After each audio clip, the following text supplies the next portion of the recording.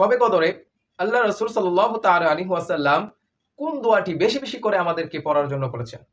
আসসালামু আলাইকুম ওয়া রাহমাতুল্লাহি ওয়া বারাকাতুহু। রাসূলুল্লাহ সাল্লাল্লাহু তাআলা আলাইহি ওয়াসাল্লাম শবে কদরে বেশি বেশি করে যে দোয়াটি করার জন্য বলেছেন, সেই দোয়াটি রাসূলুল্লাহ সাল্লাল্লাহু তাআলা আলাইহি ওয়াসাল্লামের হাদিসে মুবারকায় পাওয়া যায়। রাসূলুল্লাহ সাল্লাল্লাহু তাআলা আলাইহি ওয়াসাল্লাম শবে কদরের দিন হযরত আয়েশা রাদিয়াল্লাহু তাআলা আনহাকে তিনি বলেন, হে আয়েশা, তুমি শবে কদরের দিন তুমি এই দোয়াটি বেশি বেশি করে পাঠ করবে। আল্লাহুম্মা ইন্নাকা আফুউন তুহিব্বুল আফওয়া ফা'ফু আন্নী। রাসূলুল্লাহ সাল্লাল্লাহু তাআলা আলাইহি ওয়াসাল্লাম হযরত আয়েশা রাদিয়াল্লাহু তাআলা আনহুকে এই দোয়াটি বেশি বেশি করে পড়ার জন্য বলেছেন।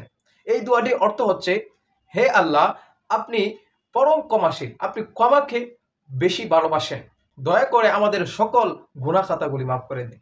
তাই আসুন আমরা যেন শবে কদরের রাতে আমরা যেন রাসূলুল্লাহ সাল্লাল্লাহু তাআলা আলাইহি ওয়াসাল্লামের হাদিসের অনুযায়ী আমরা যেন এই দোয়াটি বেশি বেশি করে পড়তে পারি, সেই তৌফিক যেন আল্লাহ পাক রব্বুল আলামিন আমাদেরকে দেয়। ওয়া আখির দাওয়ানা আলহামদুলিল্লাহি রাব্বিল আলামিন।